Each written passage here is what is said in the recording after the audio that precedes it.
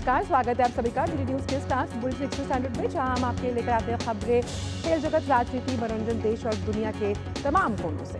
तो वो भी एक्सप्रेस अंदाज में। मैं हूं आशा गुलाटी गुम्बर। देखते हैं खबरों को तेज रफ्तार के साथ। लोकसभा चुनाव के तहत तीन चरणों में मतदान हो चुका है और अब चौथे चरण का मतदान 13 मई को होना है। चौथे चरण के मतदान के लिए चुनाव प्रचार शनिवार को थमा। प्रचार के अंतिम दिन भी सभी दलों के दिग्गजों ने प्रचार में झोंकी पूरी ताकत।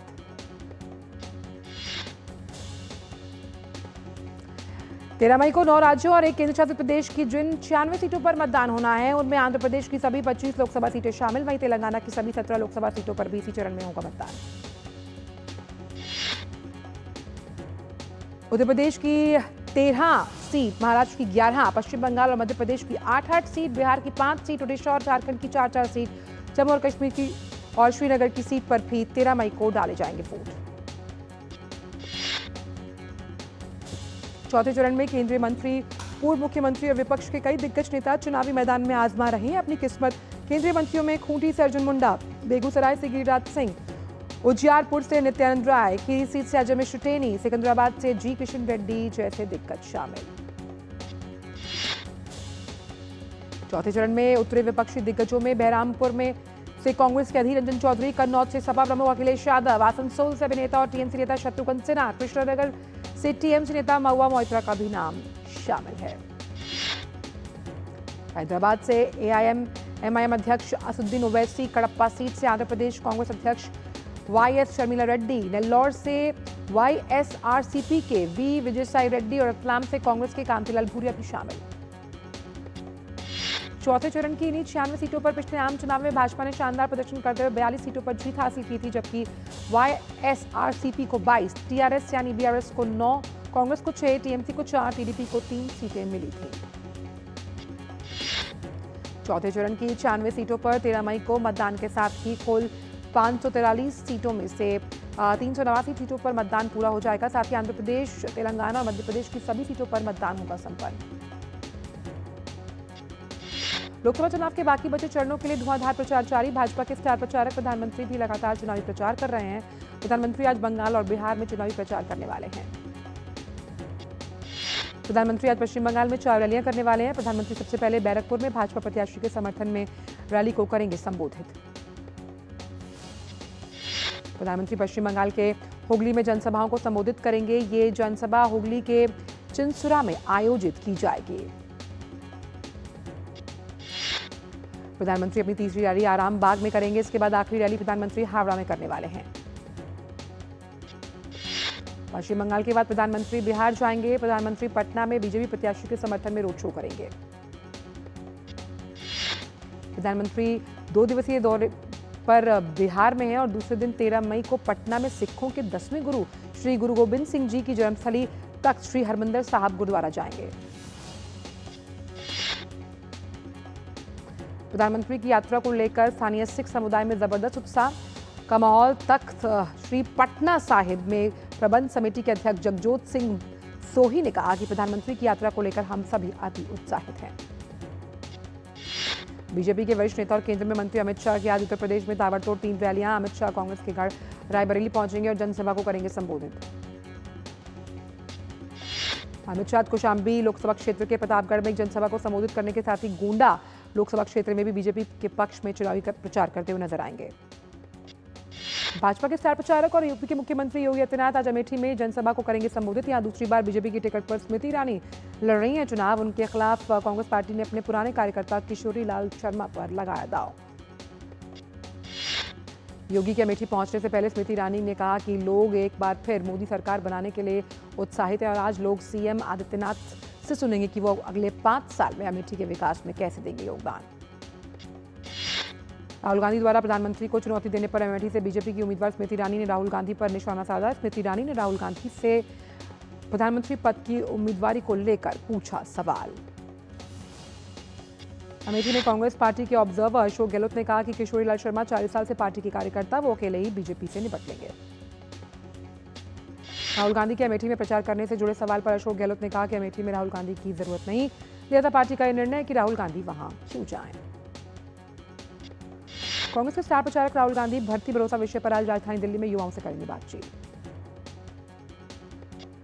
सपा के मुखिया अखिलेश यादव आज बाराबंकी के सदर विधानसभा क्षेत्र में हैदरगढ़ रोड स्थित मोरंग मंडी के दौरान एक जनसभा करेंगे। बाराबंकी में गठबंधन के प्रत्याशी तनुज पुनिया चुनाव लड़ रहे हैं। ओडिशा के मुख्यमंत्री और बीजू जनता दल के प्रमुख नवीन पटनायक ने कहा कि अगले 10 साल में भी बीजेपी ओडिशा में नहीं जीत पाएगी। बीजेडी प्रमुख नवीन पटनायक ने कहा कि भगवान जगन्नाथ के आशीर्वाद और ओडिशा के लोगों के प्यार में बीजेडी छठी बार ओडिशा में बनाएगी सरकार। कल प्रधानमंत्री ने कंधमाल में चुनावी रैली में कहा था कि नवीन पटनायक के राज में ओडिशा की जनता दुखी, जिसके बाद नवीन पटनायक ने बयान जारी कर प्रधानमंत्री को दिया जवाब। भाजपा के वरिष्ठ नेता और गृह मंत्री अमित शाह ने शनिवार को काशी में गंगा आरती में भाग लिया। उनके साथ मुख्यमंत्री योगी आदित्यनाथ भी रहे मौजूद। वाराणसी में शनिवार को गंगा आरती के तुरंत बाद यहां ड्रोन शो का आयोजन किया गया। इस आकर्षक ड्रोन शो के माध्यम से यहां किए गए विकास कार्यों की झलक प्रस्तुत की गई। इस कार्यक्रम में काशी की संस्कृति की भी झलक देखी गई। ड्रोन शो के दौरान भी गृह मंत्री अमित शाह और मुख्यमंत्री योगी आदित्यनाथ रहे मौजूद।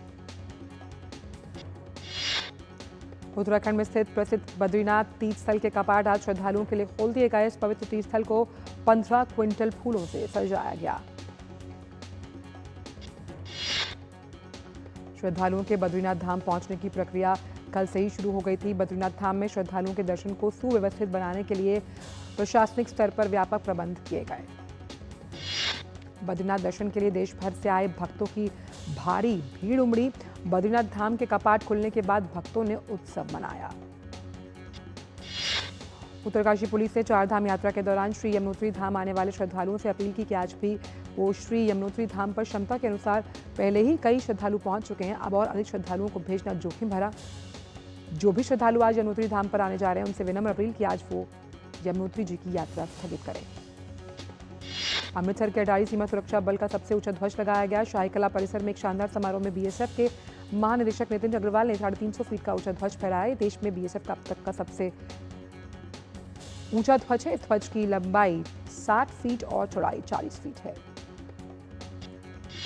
सेनाध्यक्ष जनरल मनोज पांडे ने लद्दाख में वास्तविक नियंत्रण रेखा पर समग्र सुरक्षा स्थिति की व्यापक समीक्षा की। सेनाध्यक्ष ने लद्दाख में अग्रिम क्षेत्रों का दौरा कर भारतीय वायुसेना, आईटीबीपी, पीबीआरओ के जवानों के साथ बातचीत की और खराब मौसम और दुर्गम इलाके में काम करते समय उनके उच्च मनोबल और दृढ़ संकल्प के लिए उनकी प्रशंसा भी की है। जम्मू कश्मीर पुलिस को एक बड़ी कामयाबी मिली। पुलिस ने उधमपुर के बसंतगढ़ इलाके में एक विलेज डिफेंस गार्ड की हत्या में शामिल आतंकवादियों की सहायता करने और उन्हें सहायता प्रदान करने के आरोप में जावेद नामक एक व्यक्ति को गिरफ्तार किया। पुलिस ने इस संबंध में अन्य कई आरोपियों के स्केच किए जारी और इनकी जानकारी देने वालों को 5 से 10 लाख रुपए का इनाम देने का भी किया ऐलान। राष्ट्रीय जांच एजेंसी ने शनिवार को जम्मू में 6 स्थानों पर तलाशी अभियान चलाया। एनआईए ने यह तलाशी आतंक फैलाने के पाकिस्तान समर्थित साजिश के तहत की। Centre for study of democracy and culture ने शनिवार को भाजपा का घोषणा पत्र और लोकसभा चुनाव 2024 के विषय पर एक पैनल चर्चा का किया आयोजन। केंद्रीय राज्य मंत्री राजीव चंद्रशेखर इस चर्चा के मुख्य अतिथि। नई दिल्ली के भारत मंडपम में आर्बिट्रेशन वॉर ऑफ इंडिया का उद्घाटन करते हुए विदेश मंत्री डॉक्टर जयशंकर ने कहा कि आधुनिक विवाद के समाधान में मध्यस्थता का मुख्य स्थान है। जैसे जैसे हम विकसित भारत की बात करके आगे बढ़ेंगे, मतभेदों और विवादों में सामंजस्य, मध्यस्थता और समाधान की आवश्यकता बढ़ेगी। क्योंकि कई हिस्सों में तेज हवा के चलते मौसम ठंडा हो गया। इसी के साथ हिमाचल प्रदेश के कई क्षेत्रों में झमाझम बारिश हुई। मौसम विज्ञान विभाग के अगले 3 से 4 दिन तक देश के उत्तर, पश्चिम, पूर्व, मध्य और दक्षिण क्षेत्र में तेज तथा धूल भरी हवाएं चलने और बिजली गरजने के साथ बारिश की संभावना व्यक्त की गई। घरेलू इक्विटी बाजारों में विदेशी पोर्टफोलियो निवेशकों की बिकवाली लगातार जारी। डिपॉजिटरी के डेटा के अनुसार मई में अब तक के एफपीआई इक्विटी बाजारों में 17,083 करोड़ रुपए की हो चुकी है निकासी। 2024 में अब तक एफपीआई की शुद्ध निकासी 14,861 करोड़ रुपए। एफपीआई ने 2024 की शुरुआत बिकवाली से की और जनवरी में 25,744 करोड़ के शुद्ध निकासी के रूप में हुई बिकवाली। पंजाब नेशनल बैंक का कहना है कि वो उन अकाउंट को 1 जून से करेगा बंद जो कम से कम 3 साल से निष्क्रिय, उनमें कोई बैलेंस भी नहीं है। ग्राहकों को अपना अकाउंट बंद होने से बचाने के लिए 31 मई 2024 तक केवाईसी की प्रक्रिया करनी होगी। पूरी बैंक ने किया स्पष्ट कि 31 मई के बाद खाता धारकों को आगे कोई नोटिस नहीं दिया जाएगा।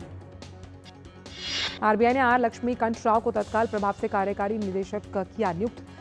आर लक्ष्मी प्रमोट होने से पहले डिपार्टमेंट ऑफ रेगुलेशन में चीफ जनरल मैनेजर इंचार्ज के तौर पर कर रहे थे काम।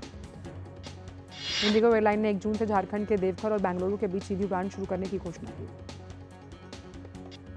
इंडिगो ने कहा कि सीधी उड़ानें सप्ताह में 3 बार मंगलवार, गुरुवार और शनिवार को संचालित होंगी। साथ ही उड़ान संख्या 6E6435 बेंगलुरु से सुबह 10:05 पर उड़ान भरेगी, दोपहर 12:25 पर पहुंचेगी देवघर।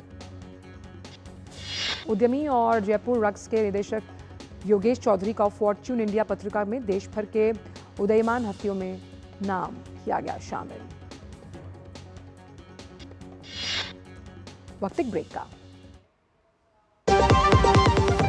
मेरे पापा का लाखों का हेल्थ इंश्योरेंस क्लेम पूरा रिजेक्ट हो गया। फिर मुझे पॉलिसी बाजार के क्लेम समाधान दिवस के बारे में पता लगा, जिसमें हेल्थ इंश्योरेंस कंपनी ने क्लेम रिव्यू करके अप्रूव कर दिया और क्लेम का सारा पैसा हमारे अकाउंट में आ गया। पॉलिसी बाजार पे 1 करोड़ का हेल्थ इंश्योरेंस सिर्फ 390 रुपए महीने से शुरू। बात जब पीढ़ियों के लिए बनने वाले घर की हो तो जिम्मेदारी बड़ी हो जाती है। गैलेंट समझता है ये जिम्मेदारी। अब डबल एम रिब्स के साथ गैलेंट एडवांस TMT रीबार, निर्माण का real hero. Delivery boy has picked your order. अरे भाई पता है भूख लगी है। 30 मिनट का मैसेज नोटिफिकेशन आया था ना। मैसेज के सारे थोड़ी बैठ सकते हैं। कल आपने कुछ शेयर्स बेचे थे ना? हाँ, तो चेक किया? मैसेज आया तो था। सिर्फ मैसेज काफी नहीं है। आप शेयर मार्केट में कोई भी ट्रांजैक्शन करते हैं ना, तो स्टॉक एक्सचेंज से आए SMS या ईमेल को अपने डीमैट अकाउंट और बैंक स्टेटमेंट के साथ भी टैली कीजिए। बेटा भूख में ना दिमाग बंद हो जाता है।